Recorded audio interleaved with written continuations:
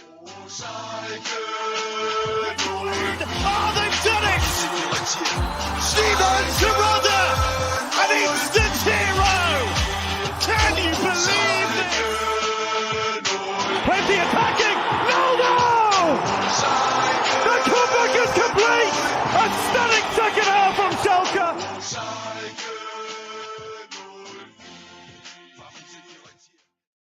Blau und weiß sein Leben lang. Herzlich willkommen zurück auf Schalke America. I'm your host, Richard Carmen. Joining me as always, my co-host, Jack Mangan. How we doing, Jack? Still recovering from what was a pretty electric opening to the Zweite Bundesliga season. Understand. The Friday appetizer, Hamburg and Schalke, two big clubs, and lived up to the billing for sure. Yeah, crazy opening. I mean, we were hoping for goals. I mean, I think I predicted like 2-2 before the game. I expected some goals because our defense is so porous. Let alone that I did not know we're gonna 8 goals going to be in this game. It's definitely a barn burner. Obviously, the red card aided Hamburg, which we'll get into. But an exciting way to start off the Zweite Liga season and just the German football in general. A great advertisement for German football if you're a neutral. I think for certainly, I don't know about Hamburg, but certainly for Schalke fans, us, it's a little unnerving just to see that many goals go in, and especially with the amount of goals went in. And when you had a goalie that was man of the match performer and still give up 5 goals, it's a crazy way to start the season for sure. Yeah, I think I could be making this up, but I think like Seb Stafford Bloor was there actually at the game. Who's like a pretty well-known like writer, and he was praising the second division and the atmosphere that it created and everything like that. So definitely a great advertisement for the league. And like I said last time we were in this league, I very much enjoyed. I mean, I didn't like the fact that we were down there and not up, but the actual experience of that league, watching it week in week out, was great. It actually is. It's a fantastic league. It's a real fun time. Yeah, no, for sure. Let's get into, because there's a lot to get into in this game. Obviously, if you were living on a rock, 5-3 was the final scoreline in favor of Hamburg. Scoreline's a little deceiving, or is it? Which we can get into. But let's look at the lineups real quick. Starting off with the home team, which is Hamburg. In goal, Hoyer Fernandez, Van der Bremt, Ramos, Ambrosius, and Haier in the defense. Midfield of Meffert, the captain, and Koningsdorfer, Farai, Benish, Ostunali with Glatzel, the league, one of the best goal scorers in the league. Up top, thoughts on the lineup? I mean, obviously Glatzel is the main guy. 19 goals last season. He is the leading goal scorer in terms of people who were left from the Zweite Liga last year. I mean, anybody else in this team that you're worried about, or what are your thoughts on the lineup in general? Oh yeah, I mean Glatzel's obviously the big name. Königsdorf is somebody that I've followed a little bit, weirdly enough. Back in he's been at Dresden previously, and he's somebody I think he used to actually play for like the Germany under 21 setup. Although I think he's actually like of African nationality as well, and may have switched. Yeah. So I forget which country that he's associated with. But anyway, that's somebody who's kind of been like bouncing around the lower divisions, and an interesting player too. So but not surprising to see Glatzel play as well as he ultimately did. Kind of a predictable danger man, and certainly proved to be the case in this one.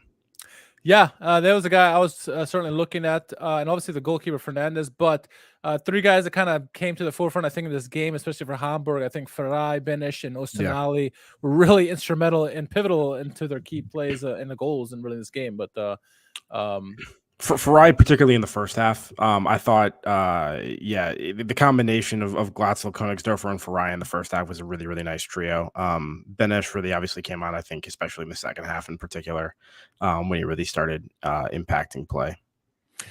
And I think when you look at our lineup, I think you and I weren't so much surprised. I mean, maybe the insertion of Ouedraogo was the main one because we were hoping he would be in there. But I mean, look, goalkeeper Muller started, really turned my eye on in terms of him, and maybe if we see another performance like this or two, he's gonna be had a fair amount in my eyes. Back 4, Brunner, Cisse, Kaminsky, Oyan. We kind of thought this would happen. Midfield of Drexler, Schallenberg, and Ouedraogo. We mentioned the youngster gets in there, and then up top 3, which we kind of saw all preseason. Mohr on the left, Karaman on the right, Terodde up top. Thoughts on the starting 11 for Schalke? I did think it was interesting that it seemed to be, and maybe this was always the plan, but it seemed as though Rice was going with known quantities in this game more often than not. So I mean, like for example, even throwing Tobias Mohr in there rather than the new signing in Lasme, Keenan Karaman. Right, you can make an argument. Keenan Karaman, who's obviously had more playing time at Schalke recently than like a Kozuki, for example. Dominic Drexler, I was somewhat surprised to see in there. Obviously, there's been a lot of turnover in the midfield, but like Sagan and some other people could have been in there as well. So Drexler, I think, was an interesting inclusion. And then the back line, Wayan Kaminsky, Brunner. We just lost Aiden, so obviously that's not surprising either. But yeah, I mean, I thought there were some other people that like could have been involved that ultimately weren't, but not shocking, I guess. In total, to see Ouedraogo in there as well. Obviously, somebody that a lot has been written and said about in recent weeks. So nice to see the inclusion of some youth, which is always something I think that Schalke supporters enjoy.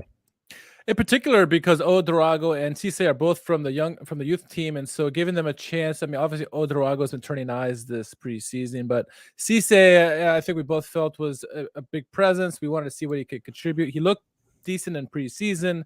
Obviously, not the best of events for him, but I mean, I like the insertion of the youngsters in the team with the veterans, as you mentioned, because we always want to see that. Probably not going to see Cisse for next game for sure, but I'm glad we went that way just to see what they're made of, and Ouedraogo kind of blossomed in front of our eyes almost.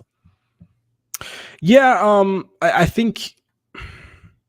I mean, we can talk about this a little bit more as we get into the game potentially, but I actually think that Ouedraogo in probably like the first half of the first 25-30 minutes, was starting positionally when we had possession significantly too high.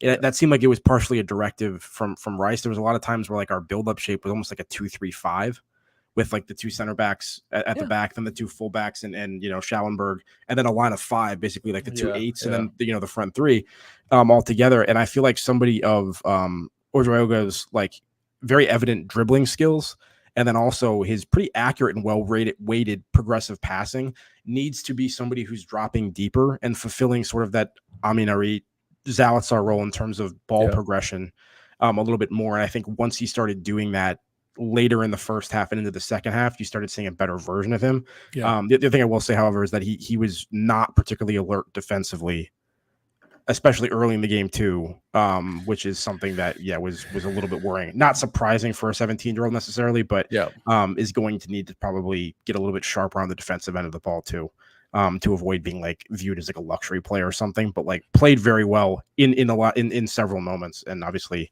ended up getting a little something for the fans to cheer about too at some point. Yeah, I mean, he said it himself that he's a box-to-box midfielder, and as you saw as the game went on, he got more and more confident, and then you started seeing the box-to-box mentality where he would drop deeper and then bring the ball up, as opposed to how he started the game.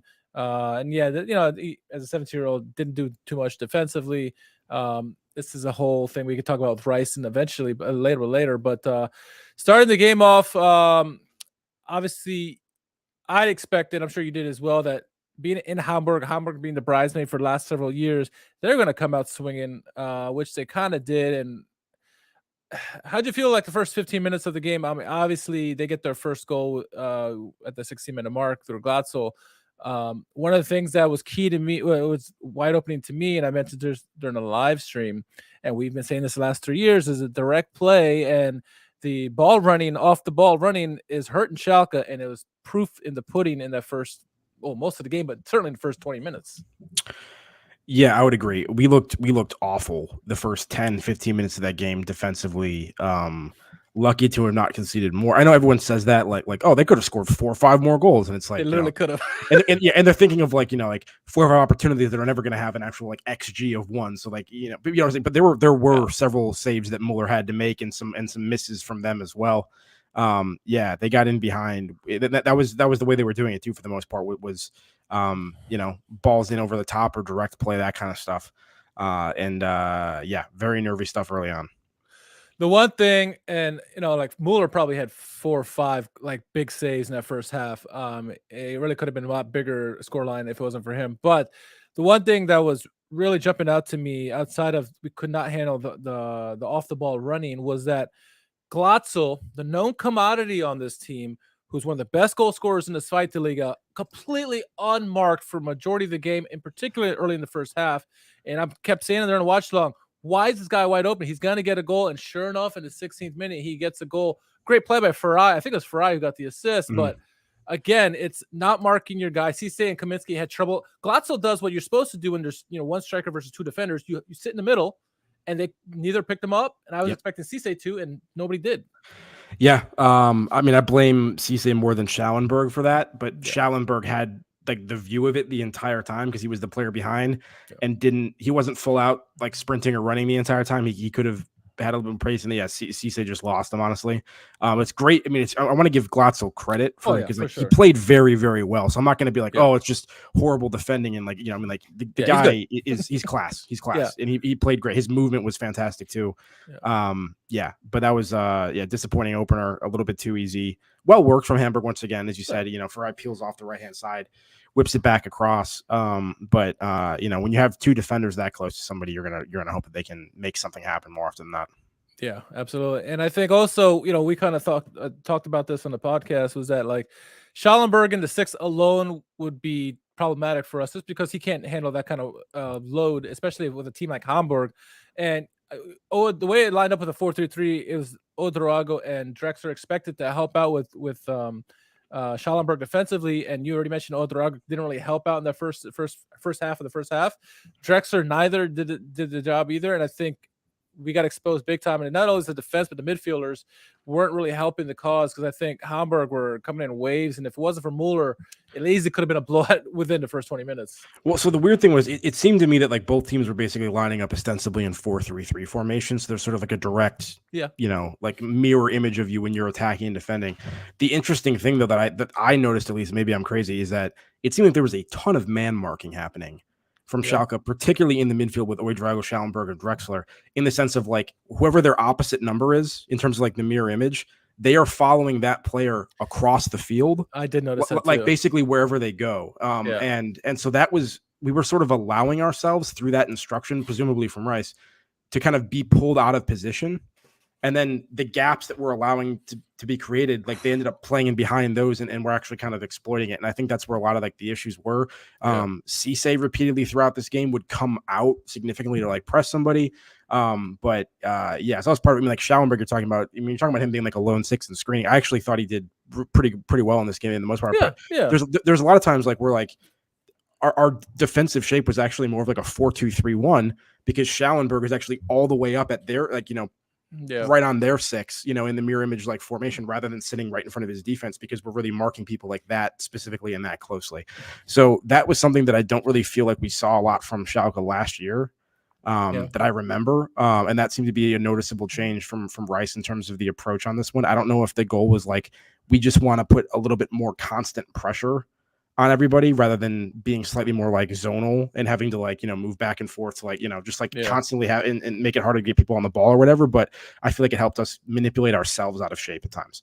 Yeah, and I think the 3 players that feasted off of this was Farai, Benish, and Ostanali. And it's funny, you mentioned the man marking. It's like they're marking everybody except for the 4 best guys on their team, it seemed like. But, I digress. And I'm not going to say this is all Schalke poor defensively, because Hamburg were equally poor defensively. I think I was mentioning this on the watch along, is like the team who gives up the least amount of goals is going to win because, gives up the least amount of goals is going to win because neither defenses is really doing anything.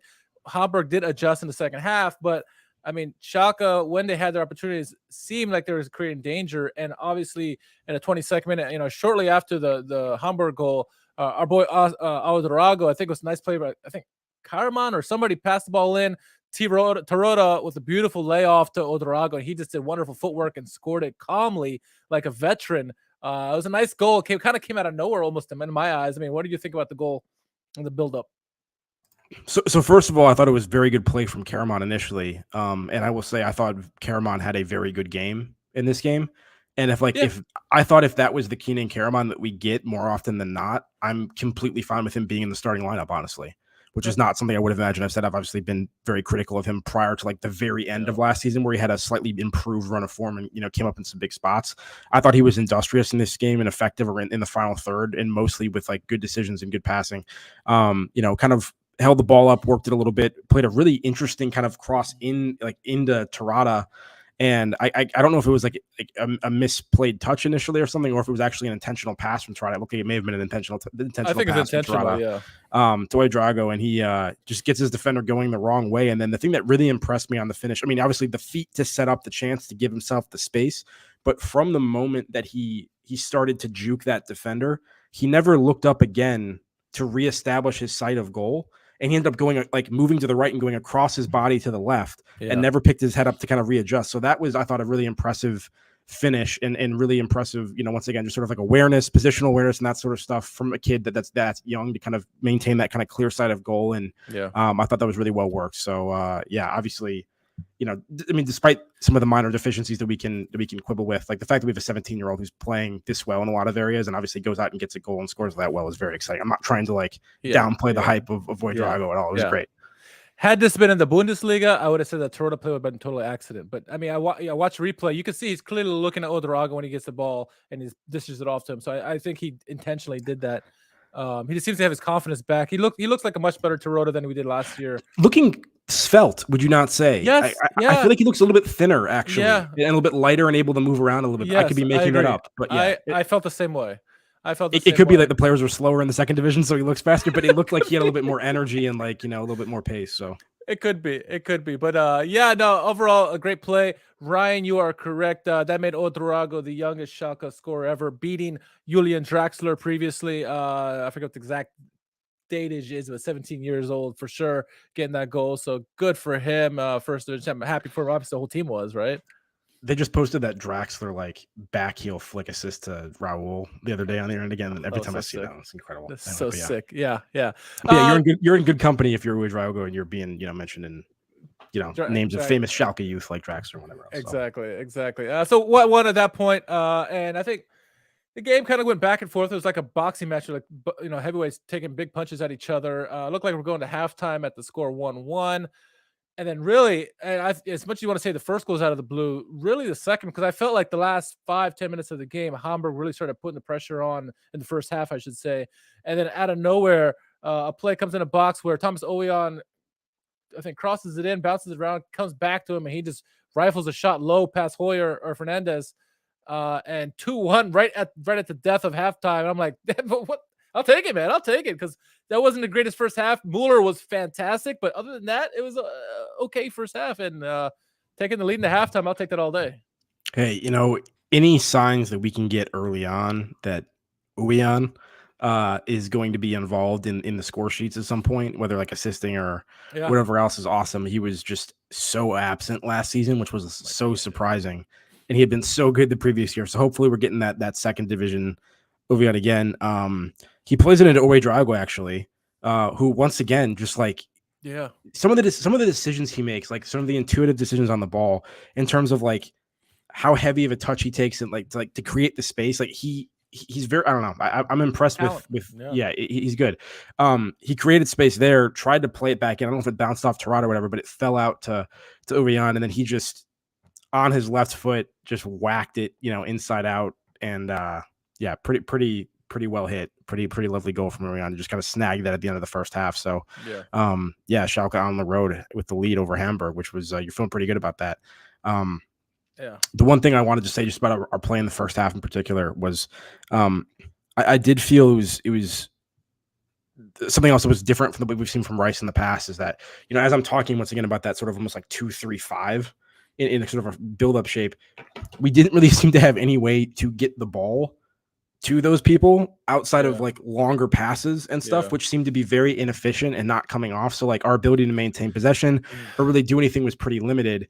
But however, the moments where we did get those in effective, we often did create chances. So, and the other thing I'll say is they doubled us up in shots on target pretty much. And they tripled us up in total shots, and they beat us in possession. But 7 of our 8 shots were on target, and we ended up scoring 3 goals from those 7 shots. So we actually were pretty efficient when we got in there. We just need to do, I think, a little bit better job of maintaining control of the game and getting more chances. And this kind of goes to what we said in the preview. I remember saying I felt fairly confident in our attack, with what we have at our disposal. Midfield, I was fairly confident with, and I think the defense was the weakness. And it kind of showed in that first half. I mean, I was ready to give Mueller the man of the match performance after 10 minutes. I mean, he was just on top of his head, and it continued after the match. I mean, looking at the starting 11 in the first half, I mean, some of the guys that stood out to me, obviously Ouedraogo, Karaman, as you mentioned. Schallenberg was pretty decent as well. Owayan, like, it's good to see him on the score sheet, like you said. But some guys, well, Karaman I thought was lively. I thought Mohr was a little quiet. You know, more than I expected. We need to see more from Mohr. Somebody made that comment on the chat. Drexler was kind of almost non-existent. Brunner didn't have a great game. Cisse was punting the ball anytime the ball came to him, which was wasting possession. Look, there was some stuff online that was suggesting that he received some racist abuse after his performance, which, I mean, like, please, for the love of God, stop this. It's so frustrating. This continues to be a thing, and I feel terrible for Cisse. Yeah, I mean, especially because he looked like he was later. We'll get to this. Like later in the game, looked like he was almost in tears. You know, based on everything. But Cisse had a shocker. I mean, it is fair to say he played very poorly. I think even though he's like, you know, the size and athleticism he has, Glatzel was like beating up on him and kind of doing whatever he wanted all game long. And as you said, I think Cisse was unnecessarily clearing balls out when he had space to time and, you know, to turn and find a teammate, and he was just clearing things and losing possession in those moments too. Seemed a little bit unsteady or unconfident in those moments. So let's talk about this, right? Because look, Cisse is a youngster. It's one thing with Ouedraogo, who's a midfielder who doesn't really have to line up against anybody. You're putting Cisse basically one-on-one on Glatzel. On Glatzel, one of the best strikers in the league. Like, what goes through your mind? Because I mean, many people were talking about this in the live chat. Like, why isn't Mitrosiani in there? Yes, he's not the greatest center back, but he's got experience. He's got a little bit of pace. He's a little strong. He can handle a guy like Glatzel. Glatzel will beat up a regular defender, let alone a rookie. I mean, what do you think is going through Rice's head? I mean, I get it, put the youngster in there, but man, you're setting him up for failure almost to put him against Glatzel. Yeah, I mean, like, look, I understand if Cisse is going to be your starting center back this season, if that's the plan, if the plan for the moment is for it to be Cisse and Cisse and Kaminsky, I don't think you take Cisse out just because it's Hamburg and there's a good striker. I think you play him like you did. I think potentially. I think the criticism of Rice in this moment comes a little bit later in the second half in terms of when he should have probably made a switch for Mitrosiani after Cisse picked up the yellow card, and he didn't. And so I think at that point, given how poorly Cisse had played already, there's no reason to not take him off and replace him with Mitrosiani. I don't disagree with starting him, but he should not have been put in a position to potentially, you know, get a second yellow. Yeah, and I think the scheme should have been better when you got a rookie going against such a potent goal scorer in Glatzel, meaning, you know, the midfielder should have been scheming in a way where they gave a little bit more protection to the back four. And I said at halftime, even though we were up, you know, we're happy that we're up. I said, okay, Rice needs to make an adjustment immediately defensively because Glatzel isn't marked. You had runners going left and right without being marked, and something needs to happen. And if something doesn't happen in the first 10 minutes, no changes that I noticed, this is completely on Rice, and we have to make some substitution quick. And sure enough, second half started. I mean, almost like the way I was unfortunately forecasting, where penalty happens. 10 minutes in, Cisse, lazy foul, a soft yellow or soft penalty, but it was a penalty. He did grab. It was a Glatzel shirt, I think it was, and he goes down and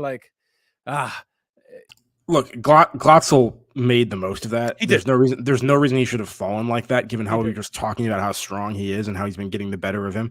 That being said, it appears as though Cisse just kind of almost grabbed his crotch and kind of tried to pull him back from that general area. So, like, it's the thing that we actually, I think maybe I forget if, you know, Ethan at the Disco Time had said this about the second yellow or this one, but he said, you know, like, it's kind of soft, but you can't give the ref the excuse. And that's literally what you and I always say on this podcast is, like, we can feel aggrieved by it. It's like, but just don't do that. You know what I mean? And he was beaten. It was a nice through ball in behind. And once again, good movement from Glatzel that kind of forces that moment of desperation from Cisse. So another example of Glatzel, you know, affecting play. And I wasn't that upset about the penalty. I mean, it's a youngster and he makes a play on like that, and it happens. Like, okay, whatever. The way the game was going, I felt that we would get another opportunity. Sure. When the goal went at 2-2, I said, okay, there's gonna be more goals in this game for sure, even though I thought it was gonna be 2-2. And then and maybe this goes back to Rice off a set piece, I think it was. Really, no one's paying attention to anything going on outside of the kick that we're doing, and they go on this fantastic counterattack. I mean, it was a brilliant counterattack, 5-on-2 or 4-on-1 at the end of it, and Benesh kind of just chips it away after great hold up play by Glatzel. Blitz. It was a blitz of a counterattack. Well done, man. Kudos to Hamburg for that. But Schalke, man, 6s and 7s on that play, just letting them go down the pitch with their 5 best players going down and doing what they did. They're going to score, and Mueller could do nothing about it. Yeah, I think it was 5-2 pretty early on in the break. You just can't let them get that. I mean, behind you in those kind of numbers. There's no. I mean, it was just really silly, and they took advantage of it. And the thing that was so frustrating about this too is you'll remember very shortly before Hamburg scored their second in the second half. I mean, sorry, their second goal overall, their first of the second half. But before they equalized, Terada had a goal disallowed on actually a beautiful ball from Tobias Mohr. We talk about Tobias Mohr and his left foot, quiet in the first half. I think did a little bit better in the second half. One example of it, a unbelievable finish from Simon Terada. Gorgeous, yes. But rightfully called offside. So there was a moment in this game where it was almost 3-1 Schalke. And then within 2 or 3 minutes after that, it's 3-2 Hamburg. And we're just like, I think that's when I probably tweeted out like Bundesliga 2 is drugs. Like, I'm like, we're back. Like, this is what it was. I mean, yeah, it's absolutely wild. Like, what a game. No defense being played whatsoever by anybody. Yeah, and I brought this up in the watch along that there should be a new rule, like Bill Morrow says, new rule that like, if you score an amazing world-class goal and it's offside, the goal should count. Right, I've seen it so many times in many games where guys score worldly goals. Oh, it's offside. Take it back. You know, the thing is, that the Terada goal, that offside was one of the offsides where it had zero effect on him actually being able to score that goal because he was like 5 yards or 10 yards to the right of the defender, was in tons of space anyway. If he had been level when that was played, literally nothing about that play would have changed. But yeah, that's the way. I mean, that's the way it goes. So yeah, unfortunate. Brilliant goal, 3-2 at that point. And I wasn't too worried because I felt like Toronto was feeling it in that game. I felt like something was coming for him, and sure enough, he did get his goal in the 66th minute. Glad to see him. Great finish by him. You know, classic Toronto Zweite Liga finish by him. Putting it away, 3-3 at that point. I'm like, here we go, game on. And then Cisse. Oh, first talk about the goal. I thought heads up play by Schallenberg, by the way, and good assist by him. Beautiful pass to play him in an alert from Terada. Once again, we talk about Terada looking a little bit fitter and ready to go in this one, like, you know, quick, decisive in his movement, got in behind a couple times. And yeah, he cut across Ramos too to kind of throw him off as well. Exactly. Yeah. So good stuff from Terada there for sure. Definitely sometimes where it looks like he's cheating a little bit on the offsides, probably because of his age and his pace and everything, as opposed to Bergstaller, who just doesn't understand the rule. But it was great to see Terada get on the score sheet, especially after that disallowed goal. And also there was that opportunity earlier in the match, I think from Karaman again, where he was in behind and hit it basically directly at the keeper, which like probably should have been a better. He was offside for that goal too. So nice to see Terada get on the board early. At that point, 3-3. You had to feel confident, right? I mean, I know I was confident 3-3 that we were going to get a result in this game, whether it's a win or a draw. How did you feel at that moment when we scored that third goal? Based on how the play was going. I mean, I did feel that we were getting outplayed like all game pretty much for the most part by Hamburg, but like we were creating decent chances infrequently, but like with enough that you felt like, you know, we might be able to hold on to something. I think certainly at that point you felt fairly confident that we were probably heading for a result, not like a win, but we could have held on to the draw at that point probably. Yeah, and I think the way Mueller was standing on his head, like long as we didn't leave him high and dry like we did in the other 3 goals, he was going to make a save. And so I felt fairly confident at that point. And then, you know, I think everyone and their mother in terms of Schalke fans were screaming, get Cisse off because he's already on yellow. He's been struggling all game long. Bring in Matriciani. Rice doesn't do anything. And Cisse picks up a red card on, you know, ref's going to call that all day. And like we said, don't put yourself in the position to make the referee get the call. And it was a foul. It was already on a yellow and got a second yellow and got a red in that game. Obviously, he was in tears. The racist abuse that he got was not warranted, should never happen in that period, and despicable play. But he's obviously torn up about it. And then we're down at that point, and it puts us in a tough position. I thought though we responded well for the most part, meaning obviously Hamburg's gonna have all possession at that point because we were actually leading possession up until that point, and then so it's all Hamburg obviously because they got man up, and we were doing well for another 10-15 minutes in that game. And I thought we were going to get a draw. But I thought the response for the red card did well for Schalke, the players, not necessarily the manager. Yeah, we held in there until I think maybe like the 86th or the 87th minute or something like that, you know, before we ended up conceding another one, something along those lines. Yeah. Just unfortunately got put in that position. And I think the fifth goal was just we had our goalkeeper up too, and they countered. So that's not even something to really take into account. But Glatzel scored in the first minute stoppage time. So I mean, we were close, so close. Another bit of really good play by Glatzel too. Great feet to kind of pull himself away from the diving Muller, and then is able to kind of like torque his hips real quick and get that back in too. So yeah. That's why I said the scoreline's deceiving, but it's not, because like we were minutes away from a draw. But if you look at the optics of this game, Hamburg could have easily scored 5 more goals. Yeah, exactly. Like this could have easily been like 3-3, but it also could have been 8-3. It could have been 7-3 or and it's always funny when you can like point at a game where the opposition scores like 5 goals against you, and you're like, yeah, the man of the match was the goalkeeper.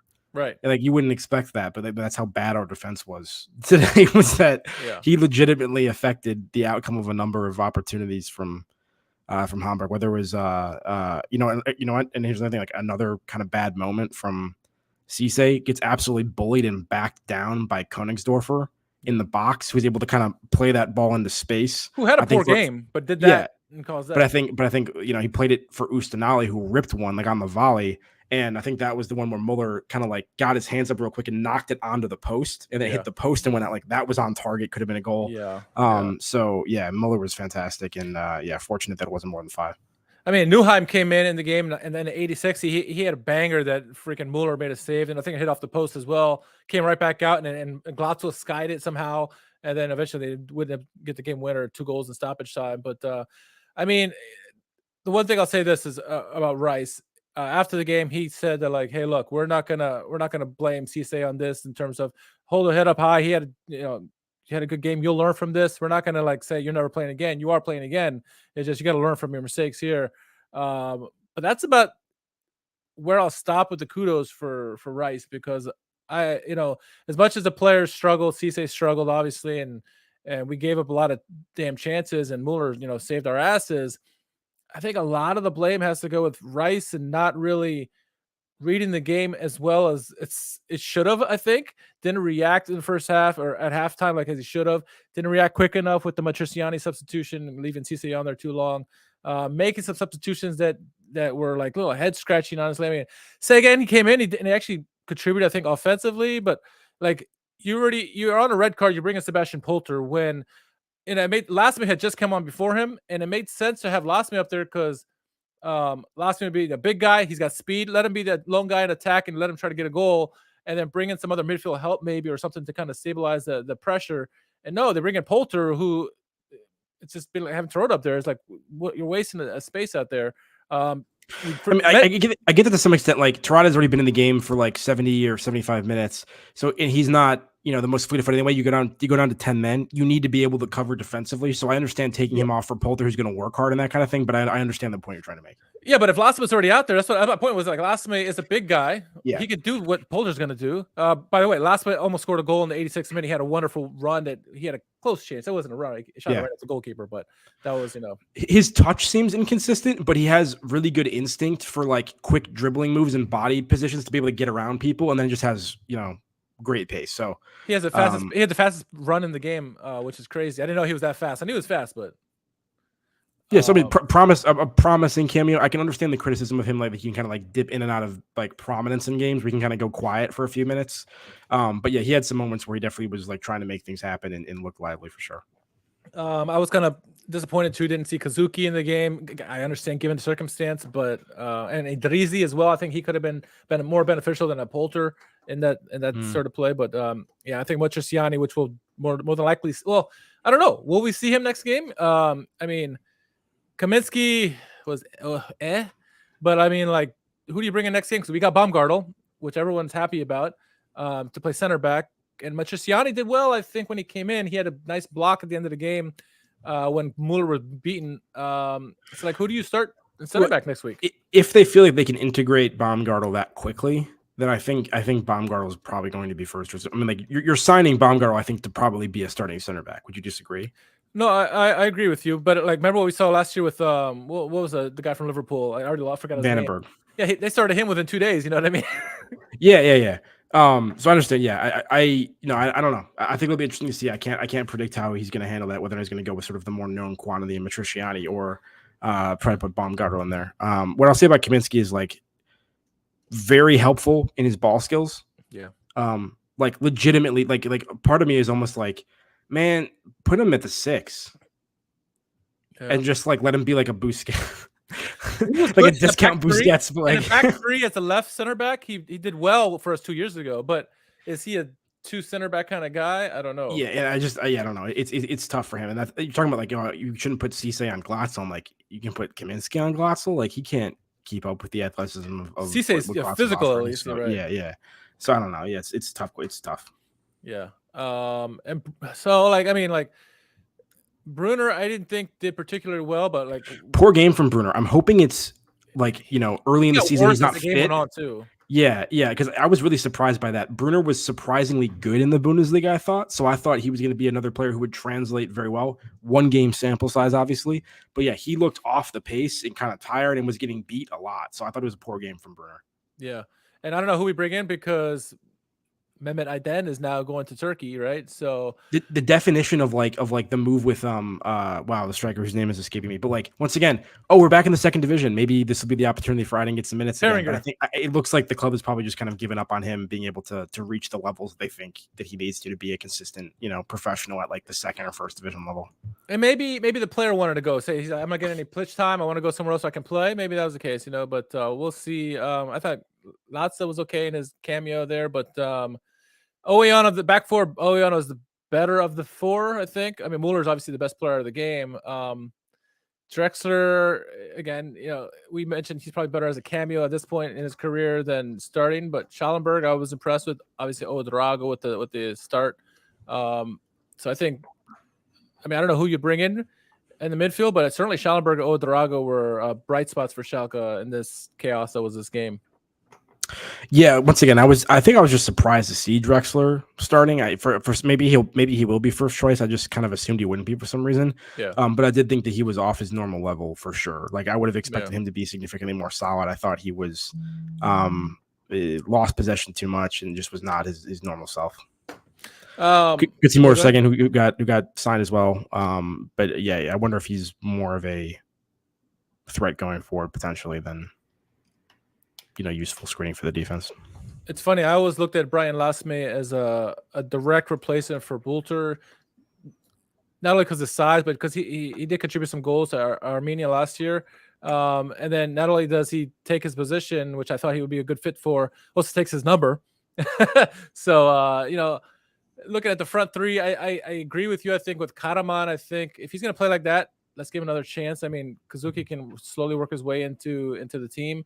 Because eventually I think Kozuki will be the guy, or maybe it's Karaman and Kozuki, who knows? But more like I think emotionally we all want it to be Kozuki because of how exciting he was, and like Kozuki in those cameos last season at that point was like significantly better than Karaman was at any point. Yeah, but Karaman came out at the end of the season, and I legitimately think this was a very good performance from Kenan Karaman, and like very very solid, very ball secure for the most part.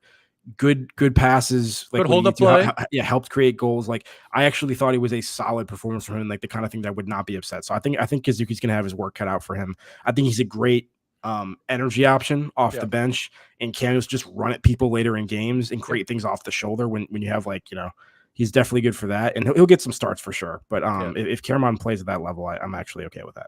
And I wouldn't mind seeing like Kozuki, Seguin, and Idrizi coming off the bench with some energy, in the games when other teams get tired. Mohr, I want to see Lasme play, but I would understand if Mohr gets another start just because familiarity in Rice's lineups and tactics, and he has done well in preseason so far. So I'm willing to give him another chance. It's a tough game against Kaiserslautern, but Lasme. Mohr's just got an absolute wand of a left foot, and that's what's putting him in contention. It's just like some of the balls he can whip in. It's like even if he only does if he's quiet for most of the game, but then gets 3 of those really good, you can create some high XP opportunities from that. That I could see a coaching staff being those few moments are worth it. And you know why that works? Over somebody like Lasme, you know what I mean? That works because we have a striker who likes to stay quiet, and when the opportunities come, he delivers. And so if you keep Mohr in there and he delivers 1 to 3 crosses in the game, Toronto's going to be on the end of it and get at least one of those in, right? And he did in the one that got offside. So maybe it does make sense to have more, at least for now. Until, but also once again, I said it's possible. It could just be like Rice was going with the more experienced people, as opposed to like all of the new signings kind of a thing. And so like because it's Hamburg, first game of the season, I wouldn't be surprised if you end up seeing Lasme, more often than not this season. I wouldn't be shocked if he ended up being the starting option. Yeah. So I mean, for the and Torda, I think had a really good game for what he did. He was quiet, but when he was involved, he was involved. I mean, he obviously goal and assist in this game, and he was known. Like last year, he was quiet for a lot, and didn't see him. Mm-hmm. He looked felt maybe the pace is better for him here.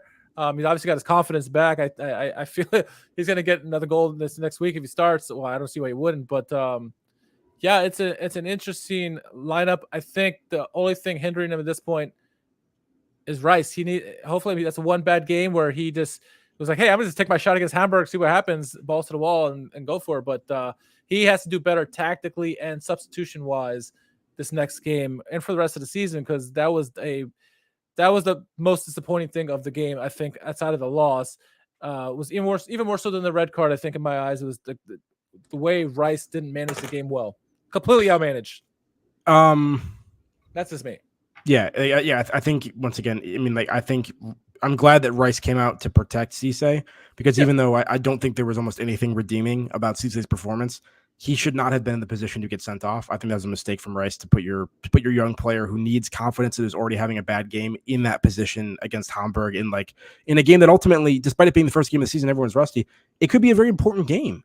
Yeah. Come like title implications or promotion implications, what have you. So just questionable from Rice there. I think the other two things just to note, just once again, that kind of build-up shape I was talking about, that wrinkle, and then also the man marking too, which is something that I wasn't sold on necessarily. I don't know if that was specifically because of what Hamburg was presenting. We'll see what he does for the rest of the season. But the one mitigating thing I'll say is just that going to second division, a lot of players gone, a lot of new players in. Not all of them were playing and starting in this game, so I don't know if there's as much excuse there, but I'm also willing to give the manager a little bit of time too to work with some of the new guys and get something cooking.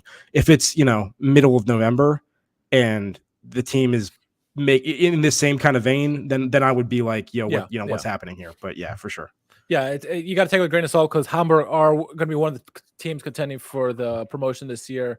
Next game is against Kaiserslautern. Look at some of the scores of the rest of the league. 5 red cards this weekend in Zweite Liga. Kaiserslautern lost to St. Pauli 2-1. Wiesbaden they drew Magdeburg, but they had a red card in their game. Osnabrück lost 3-2 to Karlsruhe, a red card in that game by Osnabrück.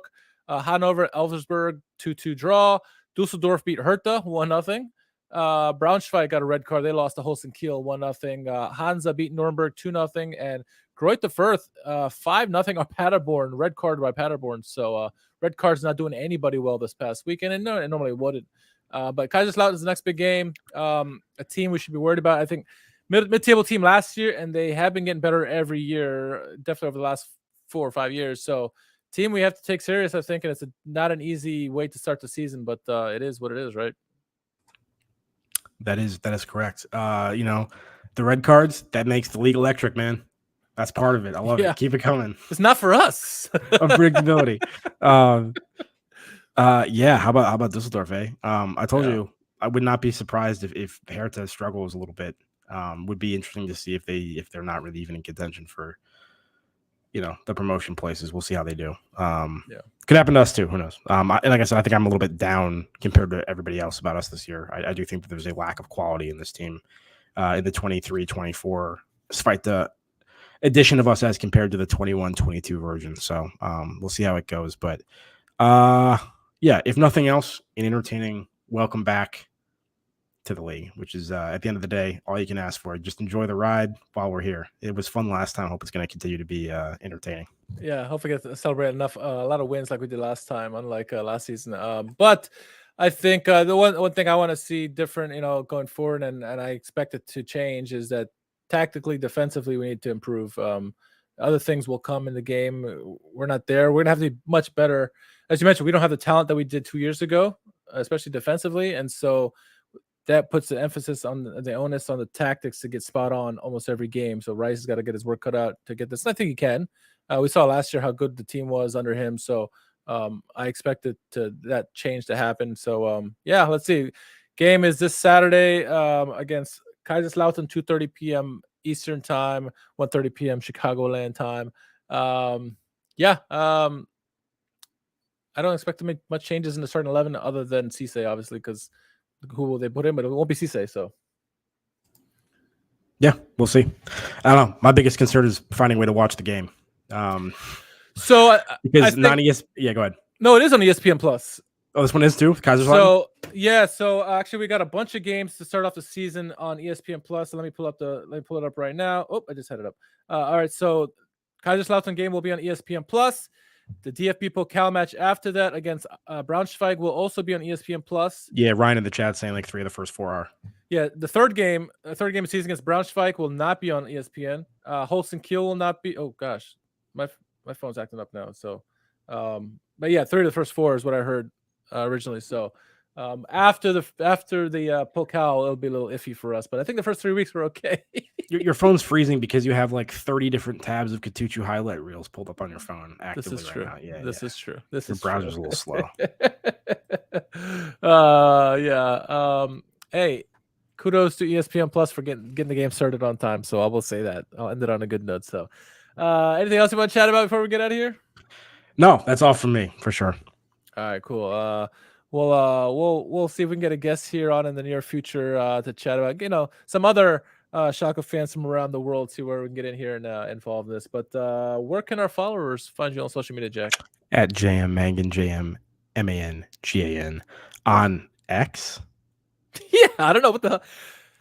I don't think we're updating our Twitter logo on this template, and we should not. I'm against that. I would keep the bird. I'm against keep it, the bird. Yeah. The weekend was stressful for me because I'm trying to get on Twitter and I'm like, where the hell is this Twitter logo? I lost Twitter. And like, no, it's the X. Like, what the... Anyway, it looks terrible. It does. Yeah. It finally updated for me this morning. I still had the logo until this morning, and when I woke up, I'm like, what is this? Yeah, I had it not. Saturday, and I'm like, what the hell? You can follow me at r_KHARMAN. More importantly, follow us at Schalke America all across social media. Also go to our website, schalkeamerica.com. We'll try to put some articles. We just put one recap of the game. I meant to post the transcript from the press conference because I wanted to hear Rice's words on that, and I did. I just didn't get finished it out, so I'll post it tonight if I can. And then any other articles we may have it there as well. But follow Schalke America. We will try to do another watch along this Saturday for the game. Again, this season we'll see. We'll get to as much as we can, depend on what kind of viewing we get, or what kind of audio we get with a German website. So I couldn't even get the audio on the Schalke website, but that's for another time. Game is this Saturday, so we'll catch you then. And thanks for everyone who joined us on the watch along and joined us tonight, and for following us, supporting us, and supporting Schalke. So until the next podcast or watch along comes along, we'll catch you then. For Jack and myself, we'll catch you soon. Glück auf.